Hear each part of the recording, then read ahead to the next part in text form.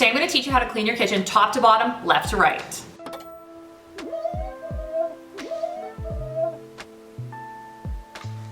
A good tip is to get all your supplies together first in the kitchen, just so that you're not running all over the place like trying to find stuff. Now we want to figure out any time-intensive tasks. So things that need to be soaked, like the oven racks, we want to start those right away. Spray the oven, check out the fridge, like things that take time, we want to hit those first, then we're going to start scrubbing. My oven is self-clean, so I'm going to use the blue can. This is the safe for self-cleaning ovens. It's called fume-free. This yellow one is a little bit more heavy-duty. You can use it on non-self-cleaning ovens. Put down some garbage bags just to protect the floors from any drips of the oven cleaner. Sometimes it can like leak through and damage your floors.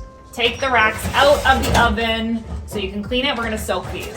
For the oven racks, you're gonna fill up the sink, or you can do like a Rubbermaid container. If you do them in your bathtub, put a towel down underneath so they don't scratch the shit out of the bottom of your bathtub, and then just drop in like 3 or 4 dishwasher pods and let them soak. Sometimes I let them soak overnight, you guys, but like 3 or 4 hours can do it when we're cleaning a house. Now what you wanna do is just spray the whole entire oven so it's completely coated.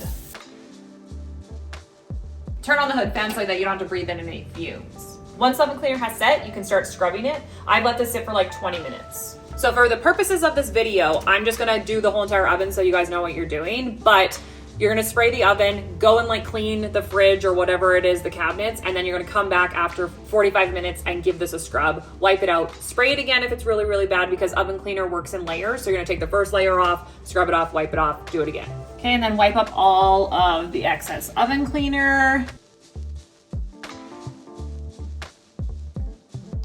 You just want to wipe everything off. I'm just using some wet paper towel. You can use a wet cloth to get rid of any of the residue. Sometimes when oven cleaner dries, it dries white. Just wipe it off, you guys. If you're really worried about the oven cleaner, if there's any white residue, you can always just turn your oven, rinse it really well, wipe it to rinse really well. Then you can turn your oven on for a few minutes and burn it off. It's not that difficult, folks. Now to get the glass nice and clean, I just Windex it at the end. You can use a polish cloth or a paper towel here.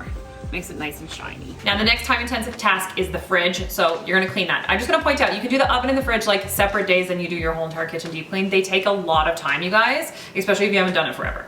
The fastest way to do this is just to empty everything like one shelf or one drawer at a time, vacuum it out, wipe it out, put it back.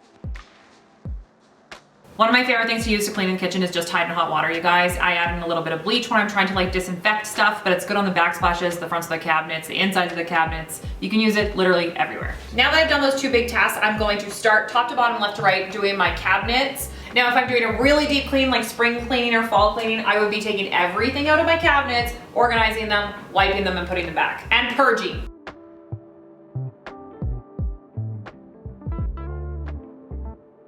Okay, you can take out your hood range vents. These like catch the grease and everything when you're cooking. They get really gross and gunky. You can soak them. I would just soak them in some like Mr. Clean or some Dawn Power Wash or just some hot water and dish soap. So it's so important to pull stuff away when you're wiping off your counters and stuff, you guys. Don't just wipe around stuff. Like, remember, we're giving this a full clean.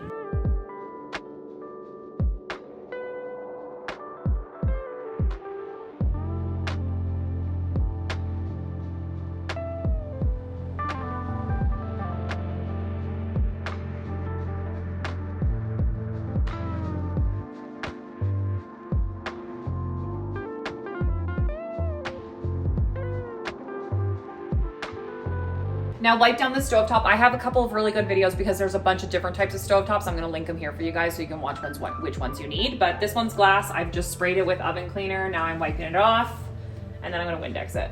We're working top to bottom, left to right. I like to just Swiffer off the light fixtures. You might have to use something, the vacuum, if they're really dusty. Wipe them down because they might be greasy and that dust sticks to them, especially if they're glass.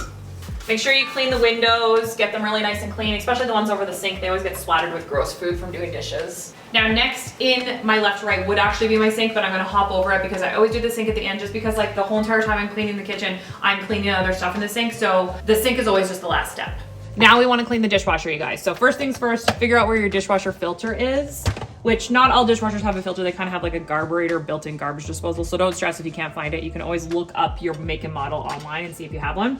And then we want to wipe down the outsides of it and run a bleach cycle. Final step for the stainless steel, I do it all at once. I just wait until the very end to do it. And then I just polish it with some Wyman stainless steel cleaner. This really helps get rid of streaks and drips or any like heat transfer stains. You don't have to do it every single day, you guys. This is just like a nice condition and it brings your stainless steel really shiny and back to brand new again.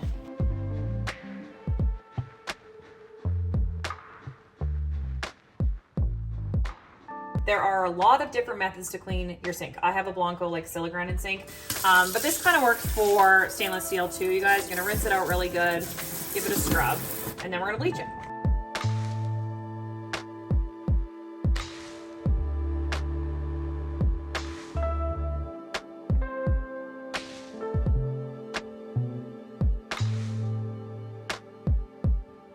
The final step before I vacuum and mop the floors is I wipe down the counters.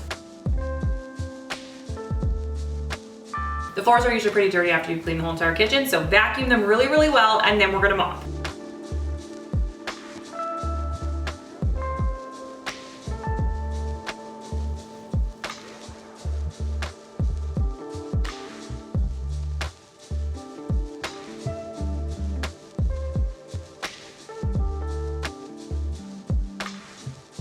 And that's how you clean your kitchen, top to bottom, left to right. If you guys have any like questions and you want to go a little bit deeper into it, I have a whole entire kitchen playlist where you guys can clean your Nespresso machine, your KitchenAid, all that stuff. If you would just want to spend a little bit more time getting into the grind.